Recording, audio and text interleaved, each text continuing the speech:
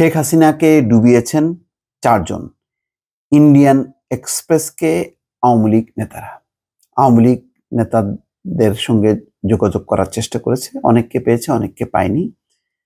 মোটামুটি তারা এখন নিজের আত্মসমালোচনা করছেন এবং গোটা পরিস্থিতির জন্য শেখ হাসিনাকে এবং আবার শেখ হাসিনাকে ডুবানোর জন্য 4 জনকে দায়ী করছেন।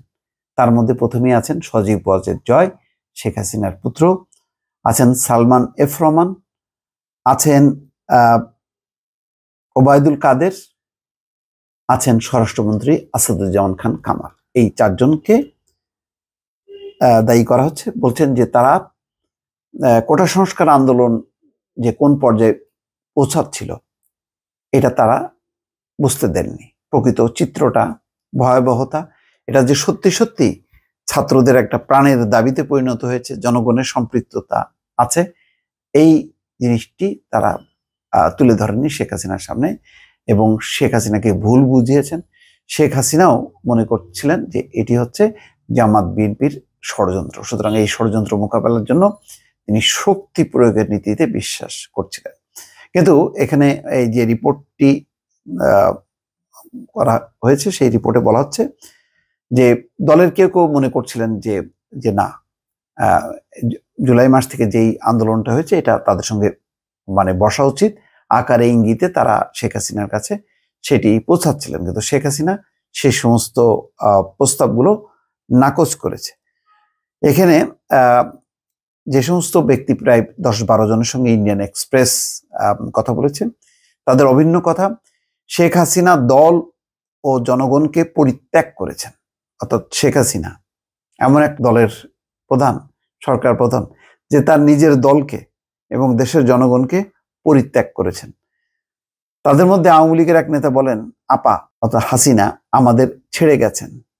আওয়ামী লীগের এক নেতা বলছেন, দুর্নীতি, চাঁদাবাজি, নির্যাতন, পুলিশের নিষ্ঠুরতায় জনগণের মধ্যে যে ক্ষোভের সৃষ্টি হয়েছে তা আমরা বুঝেছিলাম। বিএনপিকে নির্বাচনী তরিতে উঠানো গেলে সেই ক্ষোভ হয়তো থামানো যেত, তাতে আমরাই আবার জিততে পারতাম এবং দল ক্ষমতায় থাকতো। কিন্তু এই ব্যাপারে শেখ হাসিনার কোনো আগ্রহ ছিল না এবং শেখ হাসিনা যাদের উপর ডিপেন্ড করতেন, সেই সজীব ওয়াজেদ জয়, ওবায়দুল কাদের, সালমান এফ রহমান এবং আসাদুজ্জামান খান কামাল স্বরাষ্ট্রমন্ত্রী, তারাও একই হার্ড লাইনে ছিলেন। এখানে বলা হচ্ছে নেতা কর্মীদের পরিত্যাগ করে শেখ হাসিনার চলে যাওয়ার একই অনুভূতি শেয়ার করেছেন আরো অনেকেই। 5ই আগস্টের ঘটনাবলী তারা আগে থেকে আঁচ করতে পারেননি। সেদিন শেখ হাসিনা তার বোন শেখ রেহেনাকে সঙ্গে নিয়ে দেশ ছেড়ে ভারতে চলে যান। শেখ হাসিনার ছেলে সজীব ওয়াজেদ জয় বর্তমানে যুক্তরাষ্ট্রে এবং মেয়ে সাইমা ওয়াজেদ পুতুল ভারতে রয়েছেন। আওয়ামী লীগের একাধিক সূত্র বলছে, শেখ হাসিনার দেশ ছাড়ার সিদ্ধান্ত তার মন্ত্রিসভার সদস্য, এমনকি ঘনিষ্ঠ সহযোগীদেরও পুরোপুরি বিস্মিত করেছে। এক নেতা বলেন, আমরা টেলিভিশনের খবর থেকে এটা জানতে পেরেছি। তখন আর উপায় ছিল না পালিয়ে যাবার। এভাবে শেখ হাসিনা চলে যাওয়ার ঘটনা আওয়ামী লীগের নেতা কর্মীদের জীবন বিপদের মধ্যে ফেলেছে। বিক্ষোভকারী বিএনপি ও জামাতে ইসলামীর কর্মী এবং সুযোগ সন্ধানীরা আওয়ামী লীগের নেতাদের ঘর বাড়ি, ব্যবসা প্রতিষ্ঠান, দলীয় কার্যালয়গুলো নিশানা বানান করা হয়, অগ্নিসংযোগ, ভাঙচুর এবং লুটপাট। আওয়ামী লীগের এক নেতা বলেন, আমরা একটা সময় শুধু বাড়ি থেকে বের হওয়ার সুযোগ পাই, সেটি হচ্ছে সেনাপ্রধান যখন বেলা 3টার দিকে জাতির উদ্দেশ্যে ভাষণ দেন ও মানুষ তা শুনতে টেলিভিশনের পর্দায় নজর রাখছিলেন, ঠিক ওই সময়টাই তারা বাসা থেকে বের হওয়ার সুযোগ পান। আরেক নেতা বলেন, আমিও আমার পরিবারের সদস্যরা ধরা পড়লে লোকজন আমাদের জীবন্ত পুড়িয়ে মারতেন। আওয়ামী লীগের 15.5 বছরের শাসনামলে শেখ হাসিনা সরকার বিরোধী দলের নেতাদের নিশানা করে কারাগারে পাঠায়, মারধর করে, ভয়ভীতি দেখায়, হয়রানি করে, কিন্তু পরে হঠাৎই পরিস্থিতি উল্টে যায়। সাম্প্রতিকতম ঘটনার খানিকটা পেছনে তাকালে দেখা যাবে ঘটনা প্রবাহে কেউ কেউ, বিশেষ করে গত জুলাই শিক্ষার্থী ও বিক্ষোভকারীদের উপর গুলি চালানোর ঘটনায় দুঃখ প্রকাশ করেছেন। পরে 3 থেকে 4 আগস্ট ছাত্র জনতা রাস্তায় নেমে আসেন। 5ই আগস্ট বিক্ষোভকারীরা কারফিউ ভাঙেন, সেদিনই সরকারের পতন ঘটে। Gang of 4।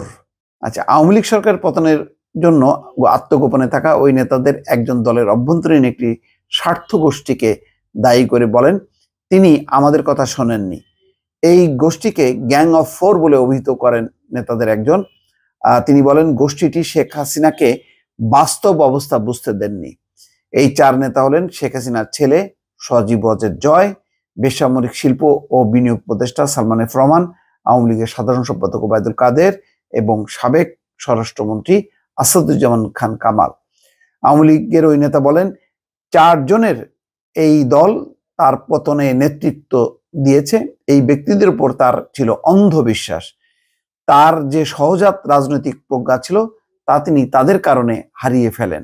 তারপরে এই রিপোর্টে দেখা গেছে যে মানে বিএনপিকে নির্বাচনে না আনা ছিল একটা সবচেয়ে বড় ভুল। সেই ভুলের খেসারত দিয়েছেন দ্য ইন্ডিয়ান এক্সপ্রেস। গত 1 সপ্তাহে এই ব্যক্তিদের কারো কারো সঙ্গে অজ্ঞাত স্থানে দেখা করতে এবং বিএনপি জামাতের ইসলামীর প্রতিরোধের শিকার হওয়ার শঙ্কায় আত্মগোপনে থাকা কয়েকজনের সঙ্গে কথা বলতে সক্ষম হয়েছে। তাদের অভিন্ন কথা, শেখ হাসিনা দল ও জনগণকে পরিত্যাগ করেছেন। দর্শক, এটি হচ্ছে নির্মম বাস্তবতা। এবং কি ভাগ্যের নির্মম যে নেত্রী বলেছে যে তিনি কখনো পালান না, পালাবেন না, হ্যাঁ, বঙ্গবন্ধুর কন্যা কখনো পালিয়ে যান না। শেষ পর্যন্ত তিনি পালালেন, একাই পালালেন, আর কাউকে পালানোরও পর্যন্ত সুযোগ দিলেন না। দর্শক, ভালো থাকবেন। আল্লাহ হাফেজ।